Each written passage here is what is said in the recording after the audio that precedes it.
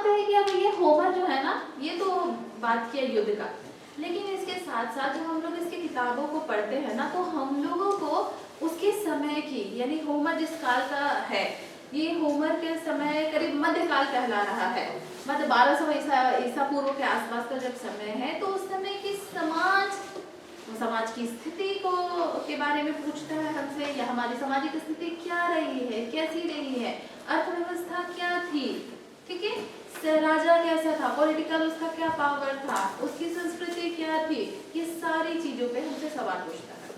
अब हम लोग पहला शुरू करते हैं पॉलिटिकल पे।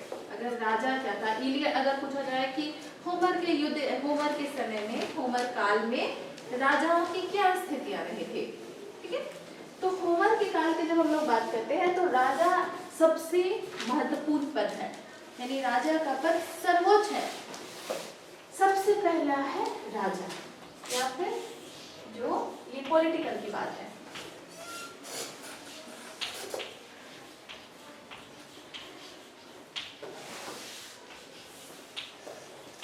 ठीक है, सबसे पहला आता है राजा। क्योंकि राजा के पास अधिकार है, वो अपना सारा निर्णय वही ले रहा है, उसके पास असीमित अधिकार है। लेकिन यहाँ पर एक बात करता है होमर कि उसके पास असीमित अधिकार नहीं है, बल्कि उसको कंट्रोल करने के लिए एक परिषद है, या जिसको काउंसिल बोल रहे हैं, ठीक है। सबसे पहला राजा है, यानी राज्य का सर्वोच्च अधिकारी राजा, राजा के ठीक नीचे है काउंसिल, ठीक है। काउंसिल क्या है, काउंसिल उसको कंट्रोल कर रहा है राजा को, कि राजा के पास कहीं असीमित अधिकार तो नहीं है। क्योंकि जब राजा के पास बहुत असीमित अधिकार आ जाएगा, बहुत ज्यादा उसके पास हो जाएगा, तो वो क्या हो जाएगा, वो अपने हिसाब से चीजों को करने लगेगा। इसीलिए यूनान के जो पूरे पॉलिटिकल ये को देखते हैं, स्ट्रक्चर को देखते हैं, उसमें राजा है, लेकिन उसके साथ उसका काउंसिल है।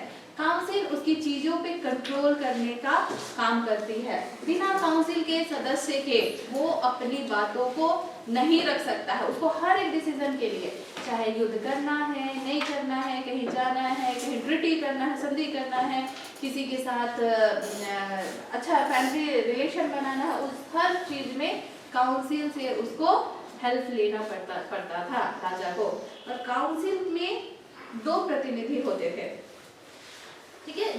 ये जो होते थे, ये जो काउंसिल के जो सदस्य होते थे ना, ये ब्लूम कहलाते थे।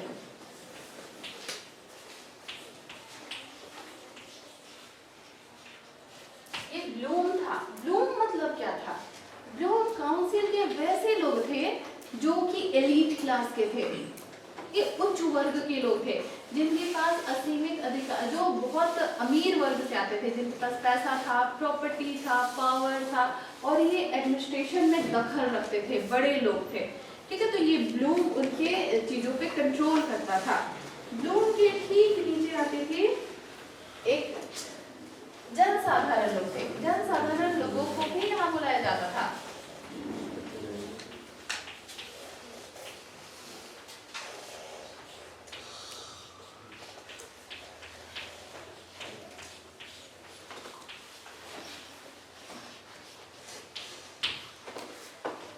कि आप देखिए, तो यहाँ पर जनसाधारण, यहाँ पर जो पूरा सिस्टम था वो इस स्ट्रक्चर में चल रहा था।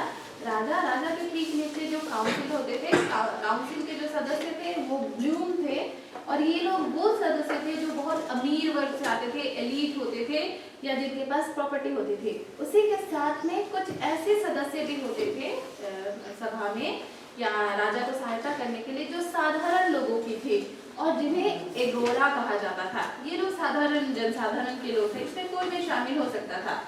तो ये चीजें कंट्रोल करती थी राजा को। राजा को के पास असीमित अधिकार नहीं थे, जैसे और बहुत सारे देशों में रहा है, राजा के पास असीमित अधिकार थे, बहुत अधिक उसके पास चीजें थी। वैसे यहाँ पर हम लोग नहीं देखते हैं। राजा को कंट्रोल करते थे, राजा के डिसीजन में राजा बिना परमिशन के अपनी बातों को नहीं कर पाता था और नहीं रख पाता था। तो ये चीजें उसको, उसके जीवन को नियंत्रित करती थी, ये सारे युद्ध में, निर्णय में। इसके साथ साथ कुछ पुरोहित होते थे, ठीक है, जनसाधारण तो देंगे, उसके कुछ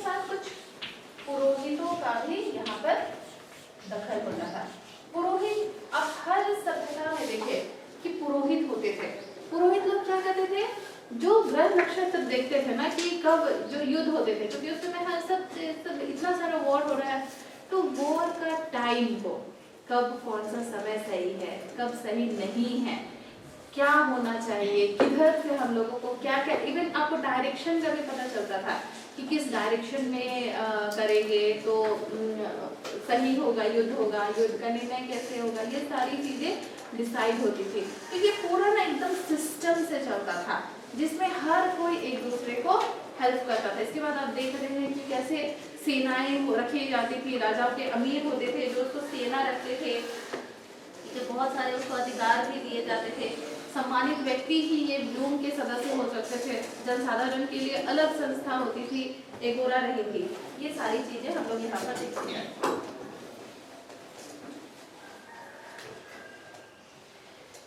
इसके बाद जो हम लोग नेक्स्ट में देखते हैं कि जब होमर का जो समय है, इसमें एक ये की बात की गई है, समाज की स्थिति के बारे में बात करते हैं। लेकिन होमर के बारे में जब हम लोग देखते हैं, एक तो स्पष्ट है कि समाज में जो व्यवस्था है, यानी कि सैनिकों का होना आवश्यक माना जाता था। तो यहाँ पर भी हम लोग दो तरीके के समाज पे अगर गौर करें तो सबसे पहले हम लोग देखते हैं कि जो स्पार्टा है, स्पार्टा पूरी तरीके से कैसा है, सैन्य वाला है। वहाँ पर सेना होना जरूरी है, सैनिक लोग होने जरूरी हैं, या सारी चीजें सेनाओं के द्वारा नियंत्रित होती है। वही दूसरी चीजें जब हम लोग एथेंस की बात कर रहे हैं, तो एथेंस किस चीज की बात करता है, बौद्धिक चीजों की। वहाँ इंटेलेक्चुअल्स का होना जरूरी है, वहाँ आर्मी से ज्यादा इंपॉर्टेंस दिया गया है किसको, तो शिक्षा को।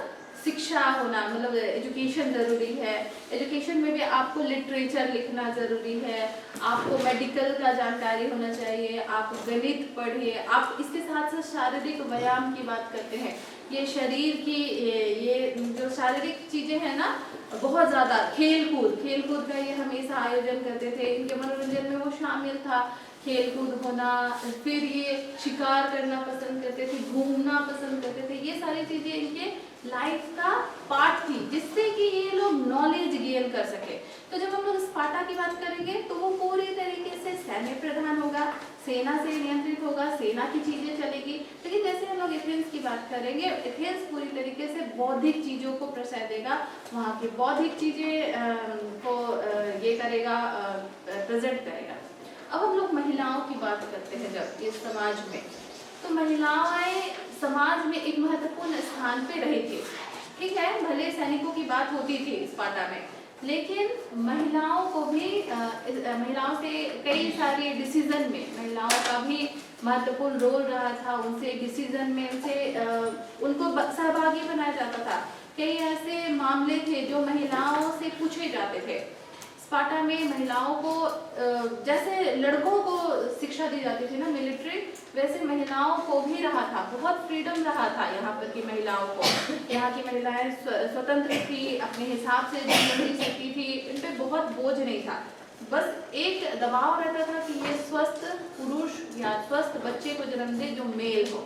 ठीक है, मेल लोगों पे जन्म पे यहाँ पर बहुत ज्यादा कोशिश की जाती थी कि लड़के स्वस्थ हो, लेकिन लड़कियों का जन्म भी खराब नहीं होता था। स्पार्टा में देखा गया था कि कई ऐसी महिलाएं थी जिन्होंने अपंग बच्चों को जन्म दिया। तो अपंग लोगों के लिए या जिसको थोड़ा डिसेबल होते थे ना, इनके लिए समाज में कोई स्थान नहीं था। एक ऊंची पहाड़ी से ना इनको फेंक दिया जाता था। ऐसे जो बच्चे होते थे, यानी जो समाज में कंट्रीब्यूट ना करे, स्पार्टा में जो समाज के सोसाइटी में जो सैनिक बनने लायक नहीं होते थे, या तो उनको दूर भेज दिया जाता था, गांव से या शहर से दूर या स्पार्टा से ही भगा दिया जाता था, या फिर उनको मार ही दिया जाता था। तो महिलाओं से ये अपेक्षा की जाती थी कि वो एक स्वस्थ बच्चे को जन्म दे, और साथ में वो भी शारीरिक जो फिजिकल जो फिटनेस है उस पर ध्यान दे। महिलाओं पे भी अपेक्षा की जाती थी। कई ऐसे किताबों में जिक्र मिलता है कि जो स्पार्टा की महिलाएं थी वो लड़कों के साथ कुछ 10-11 साल जब तक उनका नहीं होता था, वो तब तक वो युद्ध अभ्यास करती थी। लड़कों के साथ लड़कों की तरह का ड्रेस पहन के वो युद्ध में जाती थी और ये करती थी, युद्ध का अभ्यास करती थी। तो इस तरीके से हम लोग उसको देखते हैं कि समाज में महिलाएं भी हैं पुरुषों का स्थान चूंकि सर्वोच्च है, पैट्रियार्की सिस्टम आपको दिखाई दे रहा है, सैनिकों वाली चीजें आपको दिखाई दे रही है। सैनिक शिक्षा एकदम अनिवार्य थे, एकदम टाइम दे दिया जाता था। 6-7 साल की उम्र से ही बच्चा अब तैयार हो जाता था, किसके लिए? सेना में जाने के लिए, सैनिक सेना के लिए। और उसका जब तक वो शादी नहीं होता था, शादी के बाद भी अलग अलग टाइम था, अलग अलग लोगों के जीवन को डिवाइड किया गया था। तो जो बच्चे हैं, बच्चों को पूरा फुल्ली आर्मी ट्रेनिंग दी जाती थी। उसके बाद जो लोग तैयार हो जाते थे 20 साल, उस उम्र 20 साल होने के बाद जब वो आर्मी में आ जाते थे, अपॉइंट हो जाते थे, उसके बाद भी उनके जीवन पे बहुत ज़्यादा कठोर नियंत्रण रखा जाता था। उनको फ्री होके मतलब घर फैमिली देखने की इजाज़त नहीं थी। एकदम उनका जीवन 30 साल के बाद ही वो एक स्वतंत्र जीवन जी सकते थे।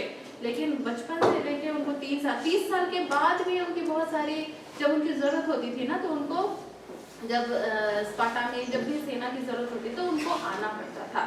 तो इस तरीके से हम लोग जब देखते हैं कि यूनान की जो सभ्यता की हम लोग बात करते हैं, कई सारे फेजेस से गुजरती है, जिसमें होमर का टाइम बहुत इंपॉर्टेंट होता है। होमर के बाद हम लोग देखते हैं कि कैसे एथेंस और स्पार्टा का जो ये है समय है वो चलता है। और फिर बाद में हम लोग देखेंगे कि ये जो सभ्यता है एथेंस में या फिर जो स्पार्टा है, ये भी कहीं ना कहीं जाकर डिक्लाइन होते हैं। जो उभरा है वो तो डाउन होगा ही ना, जिसका जो अपराइज किया है उसका डाउनफॉल होगा ही। तो इस तरीके से हम लोग यूनान की सभ्यता जिस प्रकार से उभर रही है, बढ़ रही है, अपने पीक पे पहुंचती है जब होमर का टाइम आता है। लेकिन फिर धीरे धीरे, चूंकि ये जो क्षेत्र है वहाँ आप भी देखिए ना, लगातार आक्रमण हो रहे हैं, कई सारे आक्रमण होंगे। और फिर ऐसे ही यूनान पे बहुत सारी जातियों का आक्रमण होगा।